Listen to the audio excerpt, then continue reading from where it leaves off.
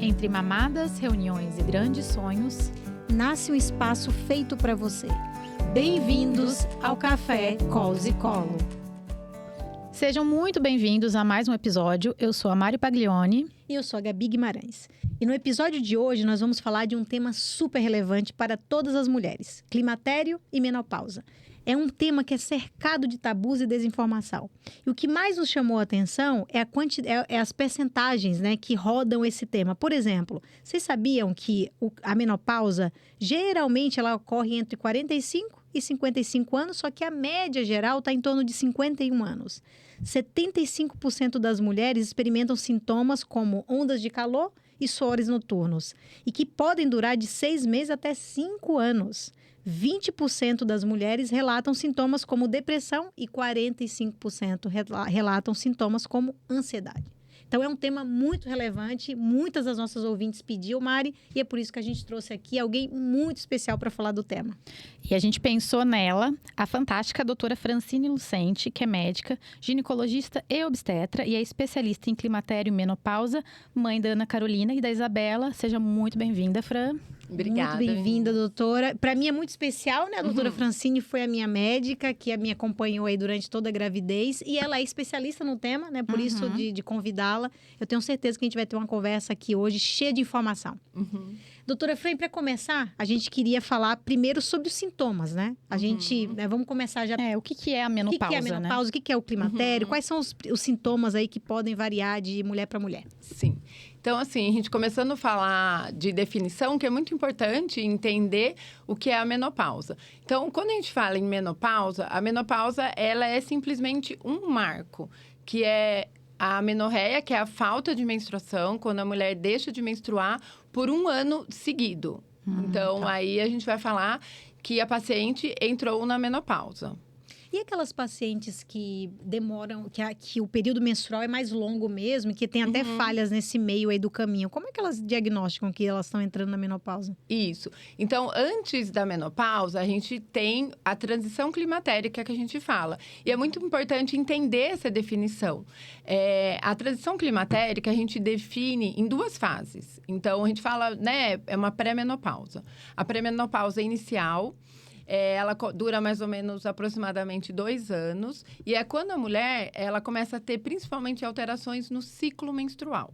Então, os ciclos, nessa fase, eles vão encurtar o intervalo entre os ciclos. Então, aquela paciente, por exemplo, que começa a menstruar a cada 20 dias, a cada 25 dias. Então, ela menstrua mais do que antes. E o fluxo aumenta muito. Tá. Então, Todas experimentam esse mesmo sintoma? A grande maioria. Então, o fluxo aumenta muito. Essa é a pré-menopausa inicial. E já nessa fase, as pacientes começam a ter muitos sintomas. E depois dessa fase pré-menopausa inicial, a gente vem uma pré-menopausa tardia, onde os ciclos vão ficando mais escassos. Então, aquela paciente que menstrua a cada 2, 3 meses, aí tem uma menstruação, às vezes fica 4 meses sem menstruar, menstrua de novo, fica 6 meses sem menstruar. Essa fase também dura aproximadamente 2, 3 anos. Então, é importante entender que quando a mulher chega na menopausa, quando ela já ficou 1 ano sem menstruar, ela já vem aproximadamente há uns 5 anos na transição climatérica. Tá. E a transição climatérica é a fase onde a paciente mais tem sintomas. Não é na menopausa, é na transição climatérica. Tá. Ou seja, na menopausa ela já deveria ter passado por essa parte, vamos dizer, essa parte mais desafiadora, né? Pré-menopausa, porque essa parte que antecede. E quais são esses sintomas os mais frequentes, assim, do climatério? Na pré-menopausa inicial, que normalmente, na maioria das mulheres, vai começar a acontecer a partir dos 40 anos. Então, é muito importante a mulher ficar atenta já a partir dos 40 anos com essa irregularidade menstrual. É nessa fase, como você, né, falou no começo, que a gente tem as principais alterações emocionais, psicológicas. Então, o primeiro sintoma, normalmente, é a alteração de sono. Então, são pacientes que começam a ter os despertares noturnos. Então, aquela paciente que todas as noites acordam entre 2, 3 horas da manhã. Isso piora muito a qualidade do sono. É aquela paciente que acorda sempre cansada porque ela nunca teve um sono restaurador.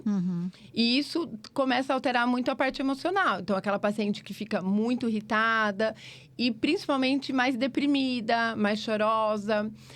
Eu sempre faço essa comparação com as pacientes, é como se fosse uma TPM exacerbada. Então, é aí que começa a vir essas alterações emocionais, principalmente ansiedade, principalmente estado deprimido e muitas vezes a depressão, já nessa primeira fase. E esses sintomas, eles não acompanham o ciclo menstrual, por exemplo, que nessa fase ela menstrua mais, né? É tipo a TPM, vem um pouco antes da menstruação ou ele é contínuo? Então, normalmente, ele é mais exacerbado antes da menstruação. Mas a gente conta ali uns 15 dias antes da menstruação. E como a paciente já está com, às vezes, o intervalo mais curto... Acaba sendo o mês todo. Acaba sendo o mês todo. Ela vai sentir mais com mais tempo. É aquela paciente que ela fica bem na primeira semana depois da menstruação. Logo em seguida, ela já ovula. E aí, ela acaba já entrando nessa fase de insônia, de despertares noturnos. E, principalmente, ansiedade e depressão. Doutora Fran, a gente tem uma impressão que... A gente até recebeu uma convidada que falou sobre menopausa precoce. A gente tem uma impressão que parece que a nossa geração tem mais mulheres entrando em menopausa mais cedo. Isso é uma verdade? Mas o que seria precoce? Quantos anos para ser considerado? É isso que é importante, a definição também. A gente fala de IOP. É insuficiência ovariana precoce.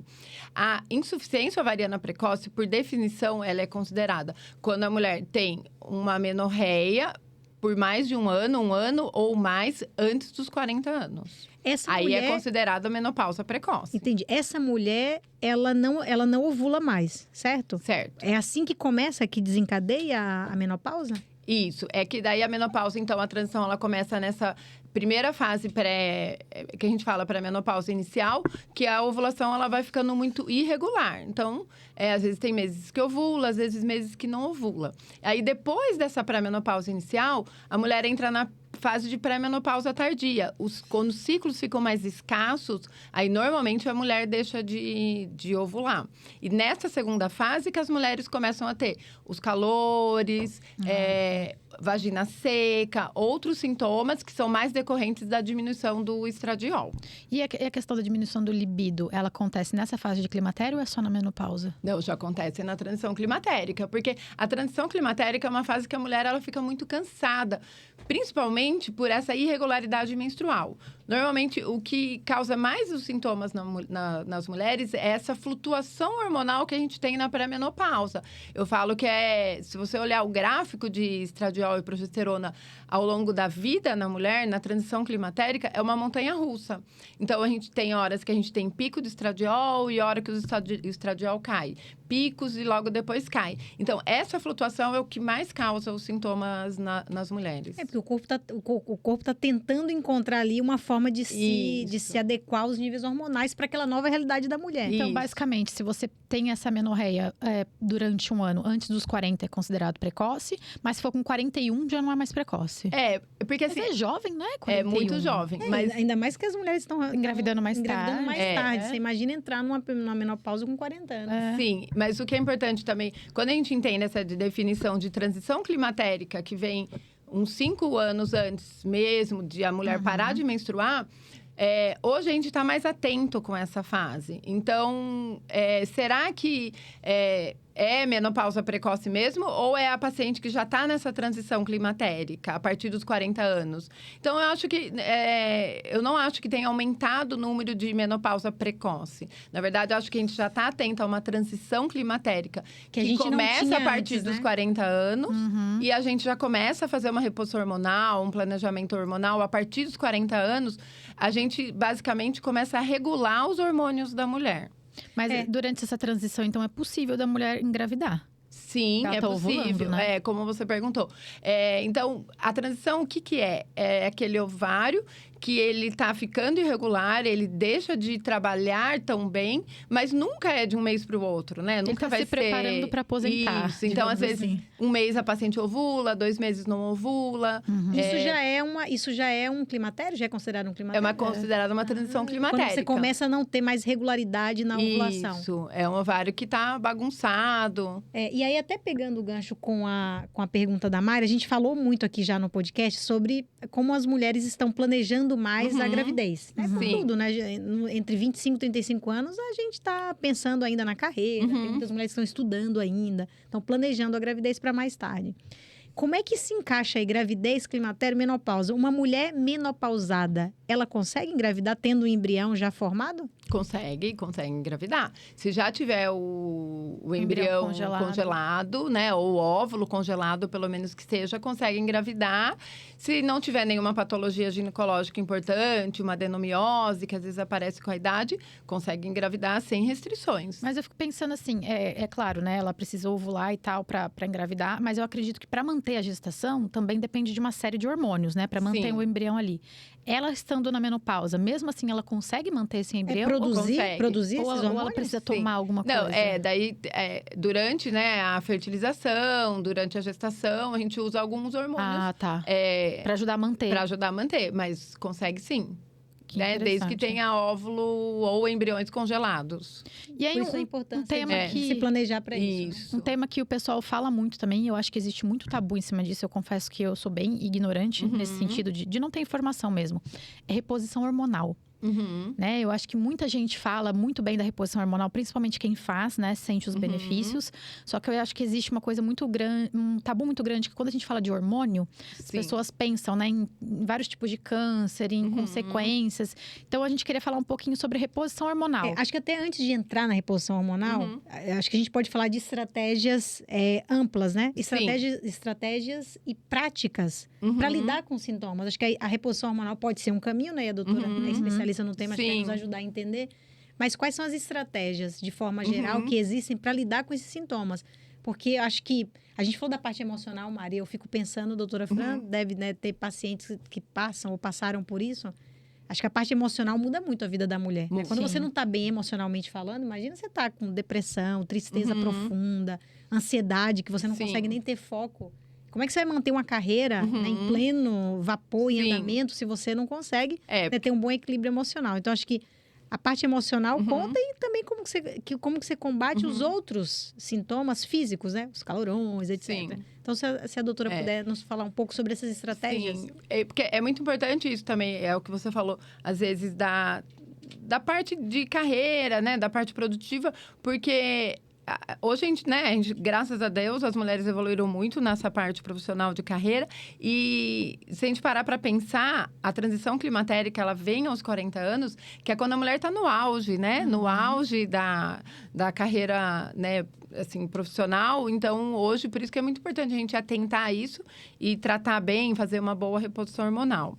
E como é que começa, assim? Como é que a mulher poderia começar? Primeiro, acho que tendo conhecimento, né? Que é necessário que se faça isso. Mas quais são os exames prévios? A gente falou do antimuleriano numa outra entrevistada que teve aqui. Que você monitora a sua reserva ovariana. Esse é um exame também para... Para menopausa, não. Não. Qual que é os exames que... Na verdade, eu, na minha prática, eu sou muito atenta, escuto muito a paciente. Então, o principal são as queixas da paciente a partir dos 40 anos. Lógico que não vai vir uma paciente, com 30 anos, porque minha menstruação tá bagunçada, ou porque eu tô cansada, com a libido diminuída, eu não vou pensar em transição climatérica. Mas a partir dos 40 anos, então, né, que a gente falou, assim, resumindo os sintomas, o que a gente tem que ficar atento? A irregularidade menstrual, aumento do fluxo, principalmente a insônia e o despertar noturno para aquela paciente que não tinha essa queixa antes. Irritabilidade, angústia, depressão. E aí, avançando um pouquinho, né, de transição para menopausa. Os calores, né, a gente chama de fogachos, eles são muito típicos da menopausa. Não é, o aumento da temperatura corporal apenas, não é isso. É um calor que sobe para o rosto, dura segundos e passa. Aí passa um tempinho, sobe de novo para o rosto, dura segundos e passa. E junto com esse calor, normalmente vem angústia, vem até às vezes taquicardia. Então, assim, é um calor bem típico que a gente chama de fogachos. Tá. Além disso, a pele mais seca, vagina mais seca, e aí diminuição de libido. Um dos sintomas mais comuns que pouca gente sabe, né? Teve um estudo recente que mostrou, um estudo do Hospital das Clínicas, só para avaliar os sintomas. Questionário simples. E o sintoma mais prevalente na menopausa é dor articular e dor muscular. Olha. E todo mundo acha que são os calores. Mas dor no corpo, é aquela paciente que acorda com dor nas articulações das mãos. Parece até sintomas de artrite. E aí, aos pouquinhos, vai melhorando com o decorrer do dia. Um impacto na saúde óssea da mulher também, né? Porque a osteoporose está muito relacionada com a essa perda fase. de massa óssea, sim. E aí também, então, às vezes, perda de massa óssea. E um sintoma também muito comum que, na verdade, hoje talvez seja a principal queixa das pacientes é o ganho de peso.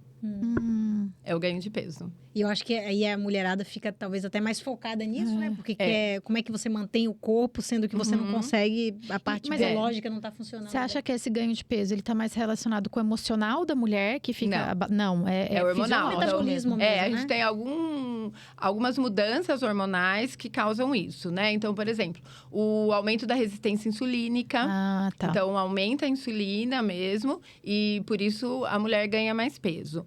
A gente tem um hormônio, né, na hipófise que chama leptina, que é um hormônio que é responsável pela saciedade. Então, na menopausa também a gente tem um desequilíbrio desse hormônio, diminui a leptina. Então, a mulher, ela passa a ter compulsão por carboidratos, por doces. Então, é uma queixa muito típica. Olha. A paciente fala, à noite eu tenho vontade de comer. E é à noite eu tenho vontade de comer doce. Bem quando você tá ali depois que você ganha bebê, Mari, é igualzinho aí. Você tem todos esses sintomas.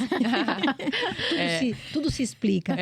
E além disso, a diminuição do estradiol, essa diminuição, ela causa um acúmulo de gordura corporal, principalmente na região abdominal. Então, é um estoque de gordura corporal, porque a gordura corporal ela é convertida em estradiol. Então, o nosso organismo entende que não tem estradiol, a gente começa a acumular gordura para ser convertida em estradiol. E é esse o grande problema da menopausa. Lógico que os sintomas são muito importantes, mas o maior problema da menopausa, uma coisa que a gente fala muito, é o aumento de risco cardiovascular. Por causa desse acúmulo de gordura, tanto visceral quanto abdominal. Então, aumenta muito o risco de infarto, aumenta muito o risco de AVC. Entendi. E aí que a gente entra na importância do tratamento, né? E a gente falou aqui sobre a menopausa precoce, né? Que a gente falou aí da regra dos 40 anos, e se uma mulher tem antes dos 40 é considerado precoce. Existe algum fator de risco para menopausa precoce, assim, de estilo de vida? Atividade física, tabaco, álcool, genético, né? Que tem muita gente que fala que quando você tem um fator genético, uma mãe que teve uma menopausa precoce, sua chance é maior. O que pode indicar que você tem uma maior chance de ter uma menopausa precoce? Então, o principal fator é genético. Tá. Então, a idade que a mulher entra na menopausa, ela tá muito relacionada à idade que a mãe entrou. Sempre. Então. Não tem a ver com a idade que veio a sua primeira menstruação. Menarca, não. Tem também, né? Tem também, mas a gente vê que muitas mulheres, às vezes, não condiz muito a idade da menarca e a idade da menopausa. Mas a idade da mãe é muito semelhante. Lógico que a gente tem exceções, mas a idade da mãe conta bastante nesse fator. E a questão de hábitos de vida também, né? Então, uso abusivo de álcool, tabagismo, o estresse, né? Hoje a gente sabe que as mulheres trabalham muito. Então, né, a gente vem às vezes de jornadas, né, triplas. Então, o estresse também ele pode desencadear uma falência ovariana mais precoce, o que também tem impacto às vezes na fertilidade, né, da paciente. Mulher, né? Doutora Fran, e sintomas ficou claro, né? E quais são os fatores de risco? Como mulher, né, tô passando por tudo isso, qual o primeiro passo que eu devo dar? Assim, quais são os exames que a gente faz, o monitoramento para identificar? Eu vejo muito que as mulheres não sabem, elas ficam meio paralisadas. Sim. Não, vou na minha ginecologista. Mas, puxa, eu acho que até a busca da ginecologista tem que pensar também, né? Sim. Puxa, o que é possível para você? Qual que seria aí as suas recomendações iniciais? Então, minha recomendação, normalmente, é que a partir dos 40 anos, a mulher já tenha uma ginecologista que a acompanhe regularmente para ficar atenta a essas mudanças de ciclo, mudanças de sintomas.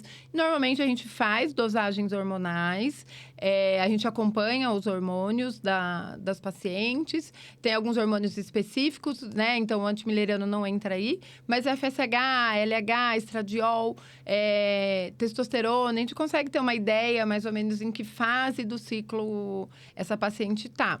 E desde a primeira fase de pré-menopausa inicial, a gente já consegue fazer uma reposição hormonal, né? No início, a gente nem fala de reposição, a gente vai regular os hormônios.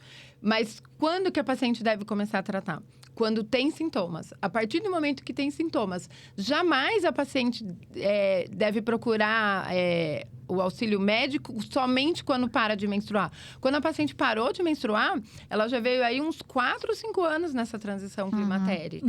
Mas tem como identificar com todos esses exames Sim. que fazem o rastreio hormonal, aquela mulher consegue identificar que ela está aí ou no climatério ou se ela já está eventualmente até passando pela menopausa. Isso, sim, com ela certeza. consegue fazer isso só olhando os exames. E é. aí, com isso, já no climatério, ela já deveria começar a fazer a reposição. Exatamente. É possível passar por toda essa fase sem sintomas?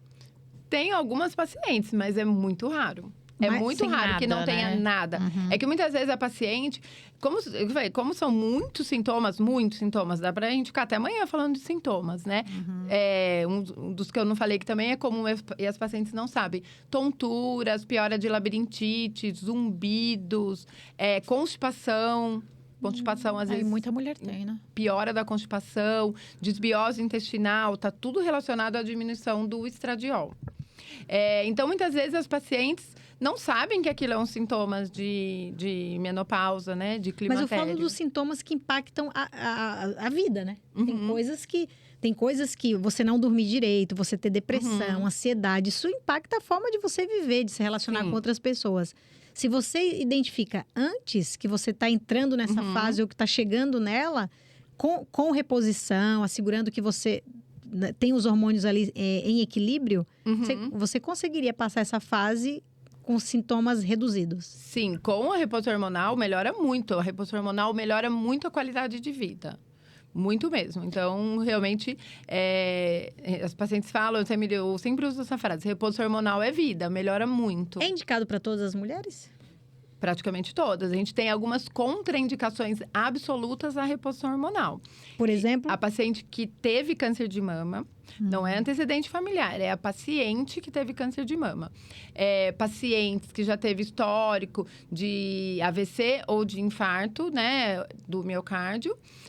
E pacientes com doenças hepáticas graves, importantes. São poucas as contraindicações. E por que tem tanto mito em volta da reposição hormonal? Porque, olha, de tantas mulheres que eu converso, eu falei para algumas que a gente ia falar sobre esse tema no podcast. E muitas me deram dicas, inclusive, do que pergunta isso.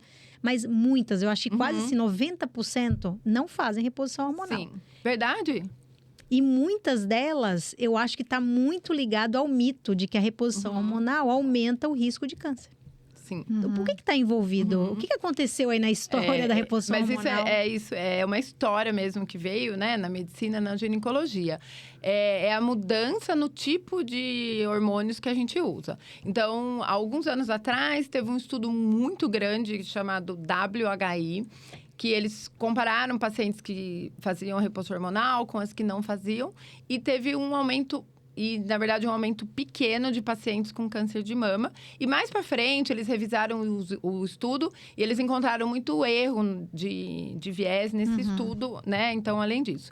Mas, além disso, o mais importante é entender que nesse estudo foi usado um tipo de hormônio, um tipo de progesterona que é sintética, que chamava acetato de medroxiprogesterona, que não tem nada a ver com o que a gente usa hoje. Era um hormônio sintético usado por via oral.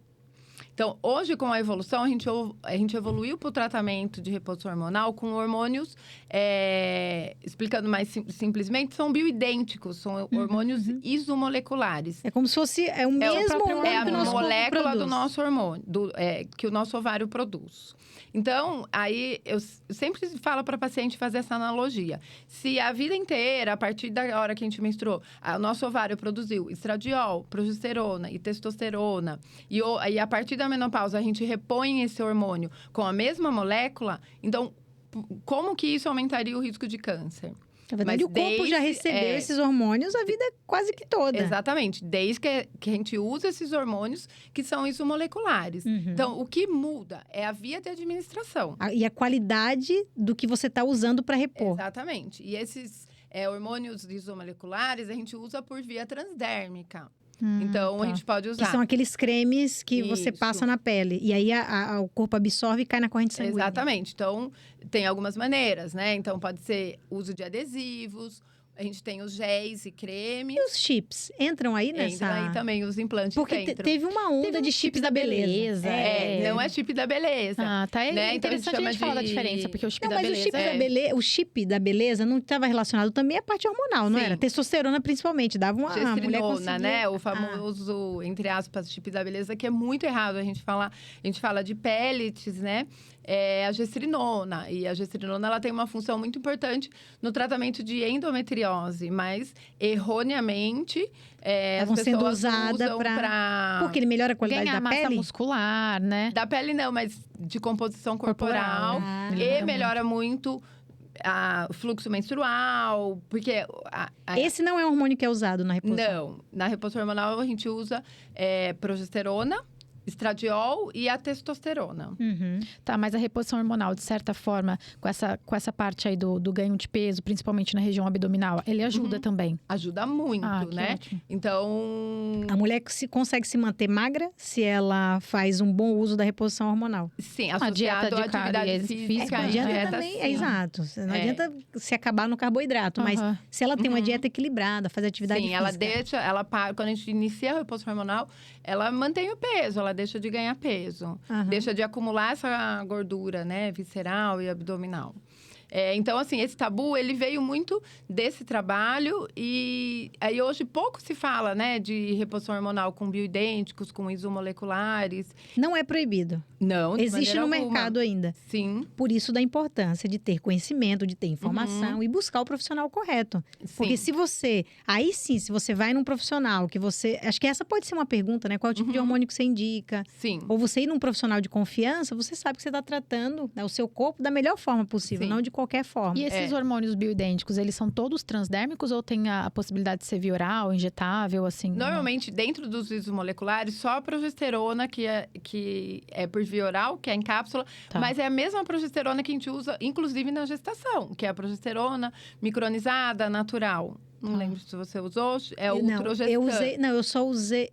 usei. É o que você passa na pele? Não, o Trogestan era a cápsula, que pode ser vaginal, oral... Usei porque eu tive sangramento no início. É esse que você usa? Eu tive sangramento no início da gravidez. Então, essa é uma analogia que eu uso com as pacientes também. Esse é o mesmo hormônio que usa? A progesterona que a gente mais usa. A progesterona que oferece menos riscos, né? Inclusive, quando a gente fala no câncer de mama, na reposição hormonal, é a progesterona micronizada natural, que a gente usa na gestação. E ela pode ser ingerida também, né? Sim, então aí a paciente toma. É o único, normalmente, que eu uso via oral. E eu usei um na pele também. Que acho que é o estradiol. Eu usei por um tempo. Então pense, a gente usa até numa gestante. Então, como é que você não vai usar na sua... Vai causar câncer de mama. Então, 2 tabus que precisa ser... a gente fala, precisa ser derrubado hoje em dia na reposição hormonal. Em relação ao câncer de mama, né? Mas aí que fique claro que sejam hormônios bioidênticos, isomoleculares. A gente evita, por exemplo, o estradiol via oral, progesteronas sintéticas. E também o risco de trombose. Quando a gente usa o estradiol por via transdérmica, né? Por creme, por adesivo, não tem risco de trombose. É uma quantidade pequena, né? Não tem passagem hepática. Então, não tem risco de trombose. Diferente de um anticoncepcional sintético. Ela cai direto na corrente sanguínea. Exatamente. Então, diferente de um anticoncepcional sintético, e ainda existem reposições hormonais com estradiol via oral, mas de preferência a gente precisa evitar. Então, isso também é uma coisa que a gente fala muito.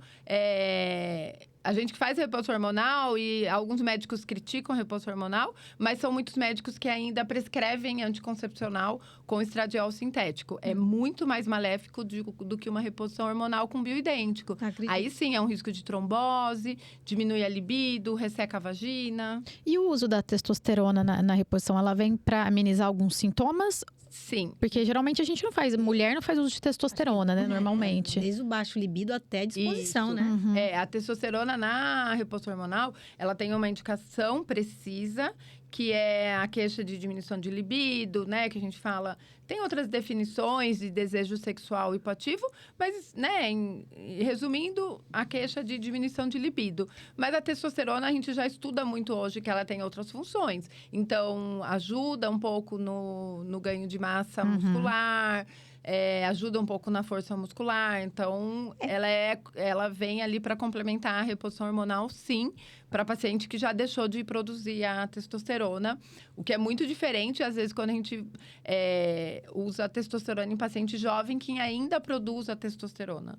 Então, na menopausa, ela é muito bem indicada. Mas que pode ter pacientes mais jovens que tenham uma produção de testosterona abaixo Sim.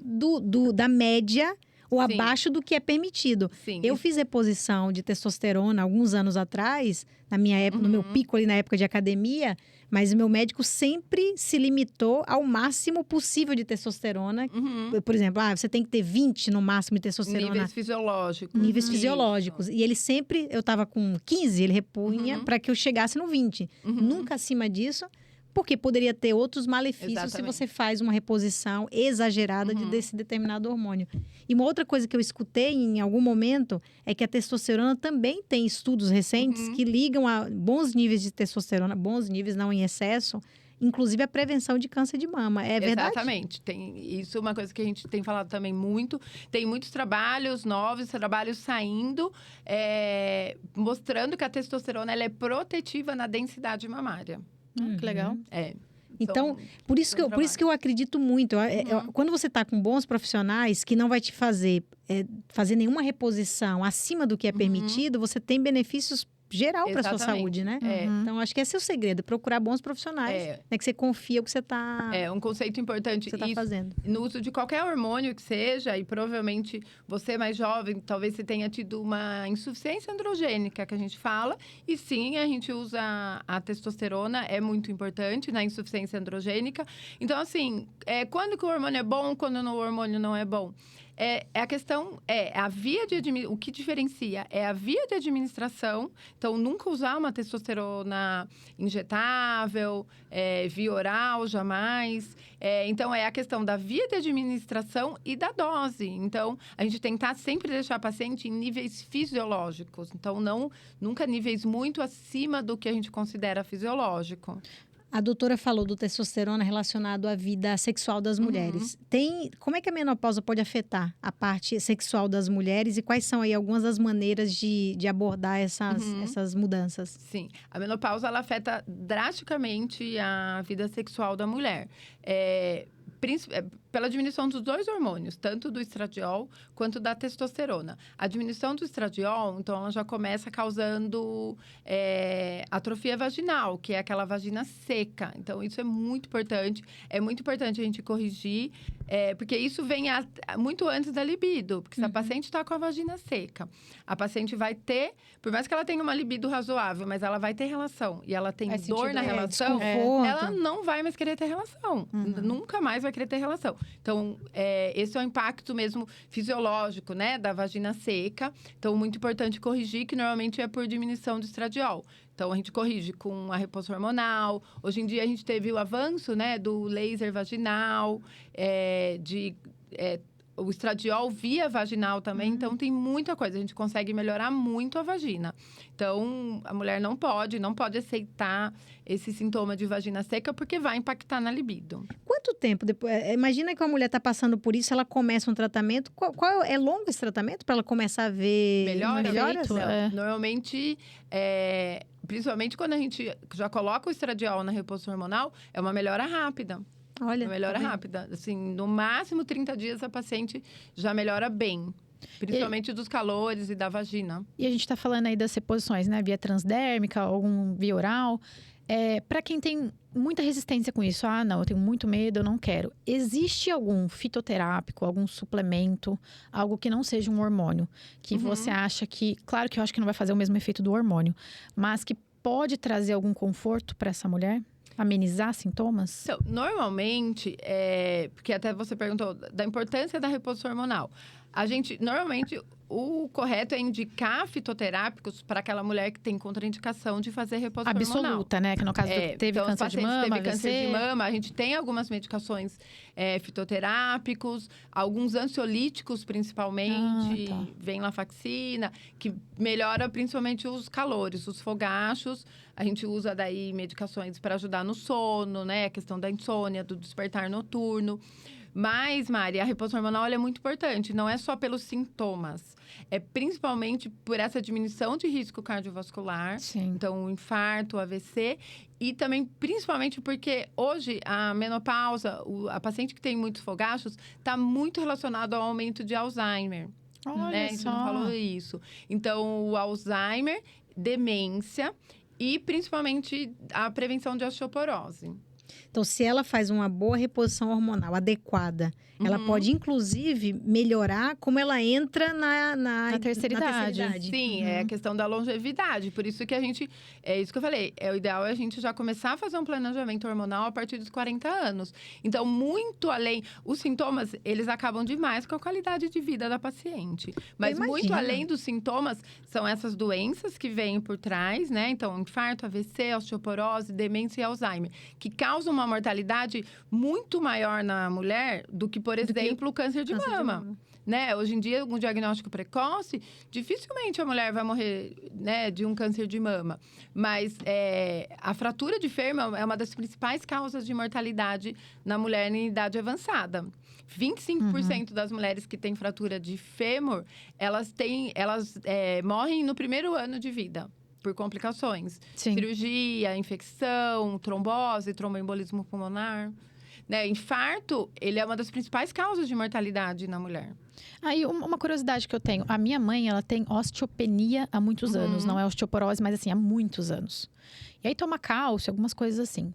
Essa osteopenia, ela pode indicar que você esteja entrando no climatério, se está no climatério, entrando na menopausa ou não necessariamente? Normalmente sim, né? A principal causa de perda óssea na mulher é a diminuição do estradiol a partir dos 40 anos. Existem outros fatores de risco de osteopenia e osteoporose. O fator genético é um importante. Um dos principais fatores, né, que eu falei dos anticoncepcionais, é o uso prolongado de anticoncepcionais com etinil estradiol sintético durante a vida. Tabagismo também é um dos principais fatores, né, como causa. Nossa, anticoncepcional tá ligado à osteoporose? Sim. Que loucura. E assim, as mulheres hoje em dia tomam uma vida de anticoncepcional. Exatamente. Porque você começa a tomar muito novinha. E aí você para, basicamente, quando você vai engravidar, né? Sim. Então, muitos anos. O DIU não tem esse risco. Não. Eu acho que essa é outra falta de informação. Mas o DIU de cobre, né, que eles falam, não o hormonal. O Mirena também. Também? Né? Normalmente, o que a gente tem usado muito hoje para contracepção de longa duração, extremamente eficaz, com uma eficácia comparada à laqueadura e vasectomia, é o DIU hormonal, que é o DIU Mirena. Ele só contém progesterona, não tem estradiol, não é um hormônio, não tem o etinil estradiol. E a ação principal do DIU Mirena é dentro do útero. A paciente continua ovulando, os hormônios da paciente continuam normais. Então, é um excelente método anticoncepcional. E talvez com menor impacto né, na vida da mulher. Sim. Eu parei de tomar anticoncepcional há muitos anos, logo quando eu comecei a tomar, eu lembro que nos primeiros 3 ou 4 meses eu emagreci de uma forma assim que eu nunca vi isso acontecendo na vida. Todo mundo me perguntava se eu tava... Gabi, você tá bem? Emagreci muito, eu já era magra. Eu cheguei a 49 quilos. Um negócio assim, em 3 meses. E aí, a minha médica, na época, lá em Salvador, ela identificou, ela falou, cara, é o anticoncepcional. Ou aumentou meu metabolismo, não sei o que aconteceu lá. E aí eu parei, nunca mais. Assim, eu tinha... com 15 anos eu não... Uhum. parei de Eu tomar. comecei a tomar bem novinha também, logo que eu menstruei. Eu acho que eu tinha 13 anos, eu comecei a tomar.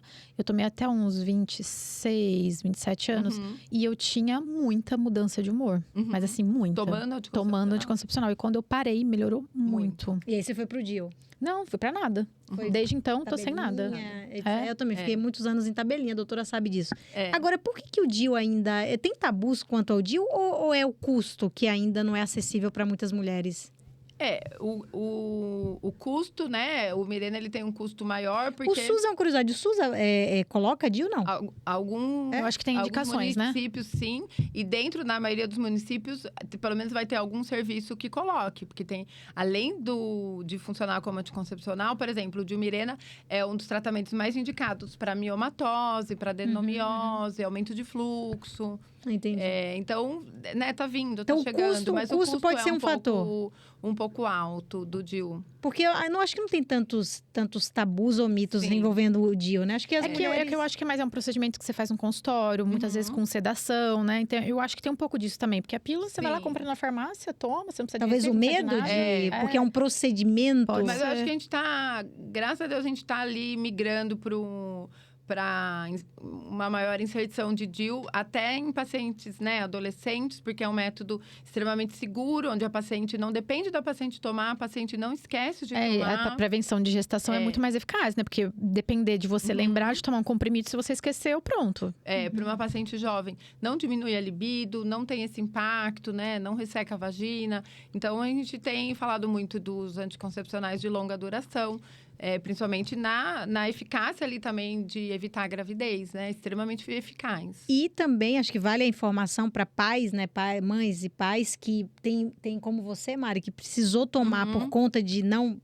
para evitar uma gravidez, mas por conta de outros fatores. E que eu vejo hoje que a maioria vai para anticoncepcional, né? É prescrito assim para muitos adolescentes. Sim. Então, a mãe, né, e o pai que tem conhecimento sobre o tema, pode, junto com o médico ali daquela adolescente, tomar uma melhor decisão, né? Não expor essa adolescente tão cedo a essa bomba hormonal, né? Tomando anticoncepcional. Agora, falando um pouquinho, né? Que a gente tá falando de riscos e benefícios, por exemplo, do DIU, do anticoncepcional.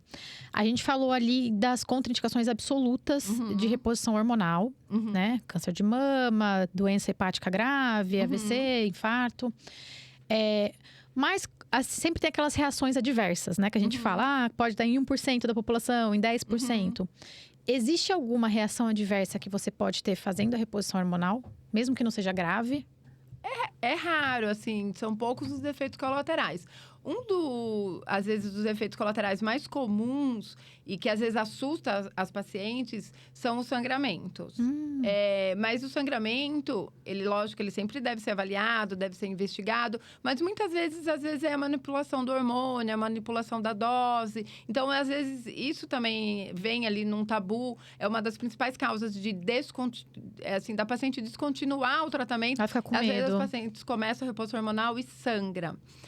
Mas na maioria das vezes não é um sinal grave, não indica nada grave, mas às vezes é somente um ajuste nas doses dos hormônios. O que pode causar esse sangramento? Às vezes se a dose do estradiol tiver um pouquinho alta na reposição, a progesterona um pouquinho baixa, prolifera um pouquinho o endométrio e aí a paciente sangra. acaba E aí vocês fazem o ajuste e fica estável. Como se fosse uma menstruação, assim, mas aí por isso que é importante, rápida. né? Sempre o contato da paciente com o médico, de às vezes tranquilizar. Lógico, a gente vai avaliar, se precisar faz um ultrassom. Mas se não tiver, né, nenhum outro fator importante como causa, é só ajustar a reposição hormonal. Mas efeitos colaterais graves, não. Não corre o risco da paciente ter algum desses sintomas agravado com o uso? Não. Pelo contrário. A melhora dos sintomas, ela é, sim, muito importante. A paciente melhora muito a qualidade de vida, muito. E melhora rápido. Por isso que a informação é muito valiosa, né? Porque às vezes você imagina, você tá ali sofrendo. E eu queria pegar um gancho e falar sobre o equilíbrio emocional nesse período. Mas imagina você ali sofrendo e as coisas, né, não estão... Imagina, a mulher deve ver tudo, o copo sempre vazio, né? Não é nem meio vazio, sempre vazio. Né? Porque quando a gente não tá com equilíbrio emocional em dia, nada flui, né? A gente não consegue fazer nada bem. E você consegue, de forma tão rápida, em torno de 30 Sim. dias, reverter esse cenário e começar a ter mais qualidade de vida. Eu queria fazer uma ponte para a parte emocional. Isso é um outro fator. Tem alguém próximo de mim que está passando por isso, né? Às vezes até tentando me explicar o que está sentindo, o olho enche de lágrimas, assim. Sim. E é muito difícil, você fica, meu Deus, como é que eu ajudo? Né? Eu ajudo com informação. Sim. Mas isso também tem um impacto absurdo durante esse período e essas mesmas técnicas de tratamento também consegue dar uma qualidade de vida rápido também para a parte emocional? Sim. O aspecto emocional ele é muito importante mesmo, Gabi. Isso, né? Quando você fala, você acha que tem pacientes que não têm... Eu acho difícil a paciente não ter essas alterações. Então, emocionais? Emocionais. Talvez não tenha a física tão exacerbada. Mas emocionais, assim, uma piora muito importante da ansiedade, sintomas mais, assim, a paciente deprimida e muitas vezes algumas pacientes ficam depressivas mesmo. Ficam chorosas e tem também não quer sair de casa, quer só cansada. Exatamente. A gente fala até que tem, assim, começa a ter uma fobia social, a paciente não quer sair, não quer, às vezes adorava conversar com as amigas, exatamente. Falo, não quer mais socializar, não quer fazer mais nada. E também tem o lado da paciente que vai mais para irritabilidade. Então, eu falo, o marido sofre. Desconta tudo porque nele. É quem tá mais perto. Então, o paciente briga, aquela paciente que do nada você vê tá brigando no trânsito, tá brigando com todo mundo. E depois a própria paciente fica mal. Isso é triste, né? Porque as pacientes vêm, eu ouço de tudo no consultório. E as pacientes choram. Elas falam, nossa, doutora, eu briguei com meu marido, briguei com a minha filha. E depois eu vi que não era nada. E depois, parece que assim, são momentos mesmo que vem aquelas alterações hormonais e quando passa, a própria paciente percebe essa irritabilidade e depois a paciente se sente mal, fala, nossa, não precisava de tudo isso. Não precisava de tudo isso. Então, as alterações emocionais são muito importantes. E eu sempre falo, para ficar atenta nessas alterações, porque muitas vezes o que eu recebo no consultório é a paciente que já vem medicada. Então, aquela paciente que depois dos 40 anos ficou mais ansiosa e vem com ansiolítico. Principalmente a paciente com insônia, ela vem com medicação para dormir, sem ter pensado que poderia ser alterações hormonais. E aí ela começa com uma bomba de remédios para cada um dos sintomas, ela poderia resolver. E isso é a importância da saúde multidisciplinar que a gente fala, né? Quando um psicólogo, um psiquiatra escuta isso, se questionar, mas será que não é menopausa? Isso. Será que você não precisaria que passar? Cada um foca só no seu, aí o psicólogo ou psiquiatra quer fazer a mulher começar a dormir. Se sentir bem. Se sentir bem. Só que pode ter outros fatores mais amplos que poderia, né? Ele poderia Então, ajudar não só o sono, a irritabilidade, mas uma série de outras então, coisas, às vezes né? eu recebo a paciente já tomando uma medicação para dormir, uma medicação para ansiedade, às vezes medicação para perder peso. E aí, a hora que você pensa... agora as canetinhas, fala, gente, né? Deve estar uma tudo festa. junto, depois dos 40 anos. Lógico que não é que tudo é menopausa na vida, mas se é uma paciente que começou com esses sintomas depois dos 40 anos, então tem que pensar numa transição climatérica. Eu acredito que grande maioria, mais de 90% das mulheres que passam por esses sintomas tem a ver com a parte hormonal. A gente é hormônio, puro hormônio. Eu falo que eu senti isso muito no meu pós-parto, porque eu tive um puerpério, que assim, lógico, eu sempre tive rede de apoio. O puerpério já é uma prévia de menopausa, porque a gente passa por essa bomba de oscilação. Exatamente, porque assim, eu tinha rede de apoio, um marido participativo, e mesmo assim, tinha dia que eu entrava no banho e eu chorava, e eu não sabia você nem... Você não se sentia triste, E é uma flutuação muito grande mesmo. Você tá muito feliz que você teve um neném, a realização do sonho, só que ao mesmo tempo, meu Deus, minha vida mudou tanto, olha como tá minha rotina, e você fica... E aí você se irrita, e de repente você tá feliz. É realmente uma flutuação. Agora, assim, e durou um período, né, e passou. Você Agora, imagina anos. Pode durar 5 anos. É muita coisa. Mas essa analogia que você fez, né, o blues puerperal, é exatamente todos os sintomas que os pacientes têm nessa transição climatérica. Exatamente. E aí eu penso, a gente como mulher, muitas vezes, né, ali você questiona um pouco, nossa, eu tô feliz pelo parto, e a mulher chega ali nessa transição climatérica, de repente parece que vem tudo na cabeça, assim, eu ouço muitas pacientes, parece que vem um retrocesso, né? Então, às vezes, a paciente se questiona se fez a escolha certa em questão da maternidade, se fez a escolha certa em questão do trabalho, ali, às vezes, vem à tona a relação com o marido, relação com mãe. Então, parece que vem tudo à tona, né? Parece que a gente exacerba todos os sentimentos. Volta tudo, né? E muitas vezes está no auge da carreira, então... a gente não falou da névoa mental, né? E as pacientes vêm, às vezes, desesperadas. Falam, doutora, eu tô no auge da minha carreira profissional e vem a névoa mental. O que é a névoa mental? Então, a névoa mental, ela é a diminuição de concentração e memória. Então, aquela paciente... Gente, é tudo igual depois do pós-parto. Não lembra mais de nada. É igual. É igual. A gente fala névoa mental. Tá vendo que tudo na vida é hormônio? Essa diminuição de concentração e memória. E é muito típica. Então, assim, às vezes, é aquela paciente que tá falando, esquece um pouco as palavras. Às Perde vezes, o raciocínio perde o completamente, raciocínio. Né? Às vezes, fala que vai ali na cozinha buscar uma coisa, chega lá, esquece. São sintomas que lembram muito, assim, às vezes, o início de Alzheimer. As pacientes vêm com essa preocupação, doutora, acho que eu tô com Alzheimer. Né? Com 40 anos, 45 anos, não é. Mas isso a gente chama de névoa mental. É muito, muito comum. Então, atrapalha um pouco. Aquela paciente fala que, às vezes, não consegue mais ler tão bem um livro, ler uma página, chega lá embaixo, esqueceu, aí tem que ficar voltando, não consegue se concentrar. Então, a névoa mental, ela também é um dos principais sintomas da menopausa. Por isso. E atrapalha muito, né? A carreira profissional. A vida é hormônio, gente. Por isso que a informação é importante. Eu queria emendar agora com conselhos que a doutora daria, mas eu queria dividir em duas partes. Essa pessoa que eu comentei com a doutora é alguém que eu tô acompanhando muito, estou muito perto dela. E ela não consegue. Ela não tem condições financeiras de fazer um tratamento comum. Né? Algumas mulheres conseguiriam ter acesso. Então, hoje ela faz toda a parte dela no SUS.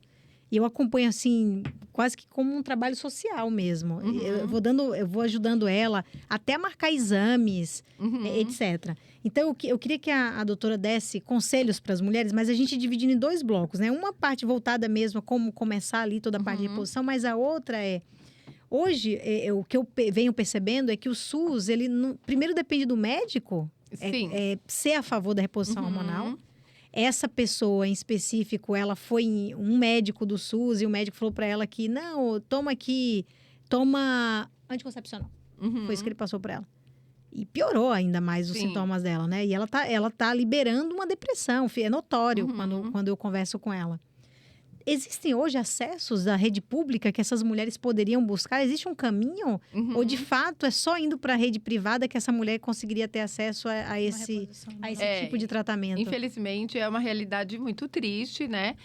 Não só no Brasil, até nos países da Europa, países dos Estados Unidos, que a reposição hormonal depende muito do médico realmente ser a favor e saber prescrever uma boa reposição hormonal. Então, isso é um fator. Até porque você comentou que tem que ter um controle, né? Você tem que ir dosando, então tem que ser uma coisa que você tem que estar sempre em contato com o paciente. Não dá para ser uma consulta a cada 6 meses. Não é uma consulta não é a consulta anual, não é a consulta a cada 6 meses. Então, infelizmente, a gente tem essa diferença. E a segunda questão é a questão do custo. Isso que eu queria perguntar. Não são medicações... Qual é a média do custo de um tratamento como esse? Dura quanto o tratamento?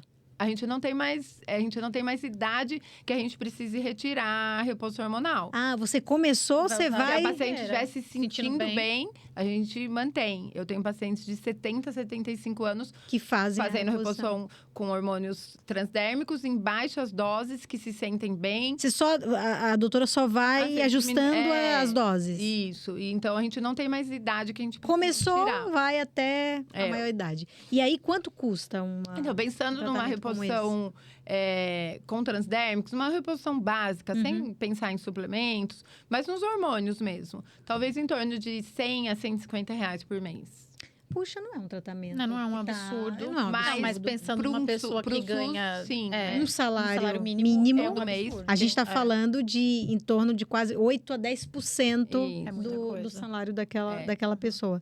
E esses tratamentos, ela não conseguiria esses medicamentos no SUS? Não temos no SUS ainda, mas tem bastante iniciativas, né? Tem um grupo grande de médicos em São Paulo que tem um projeto, né, instituindo a terapia de reposição hormonal no SUS. Olha que legal. Mas isso não deve ser tão rápido, né? Mas deve levar um tempo aos ainda. Poucos vem, né? Acho que quanto mais a gente falar, quanto mais a gente... Da importância. Da importância. Mas eu fico feliz de entender que não é um tratamento que estaria totalmente fora do... Talvez até projetos sociais voltados a isso poderia ajudar uma grande quantidade de mulheres a entrar nesse pacote aí de tratamento, né?